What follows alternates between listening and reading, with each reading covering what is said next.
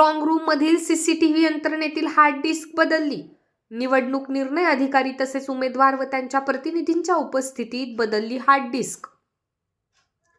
खामगाव नगरपालिका निवडणुकीसाठी 2 डिसेंबर 2025 रोजी मतदान झाले असून मतदान झाल्यानंतर सर्व ईव्हीएम खामगाव तहसील कार्यालयातील राष्ट्रपिता महात्मा गांधी सभागृहातील स्ट्रॉंग रूम मध्ये ठेवण्यात आलेले आहेत.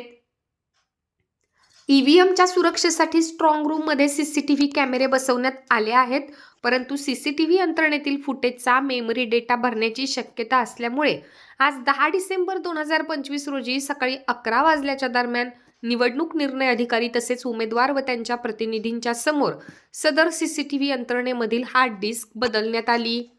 दरम्यान जुनी हार्ड डिस्क सील करून नांदुरा येथील ट्रेझरीमध्ये पाठवण्यात आली आहे, अशी माहिती उपविभागीय अधिकारी तथा निवडणूक निर्णय अधिकारी डॉक्टर रामेश्वर पुरी यांनी दिली आहे.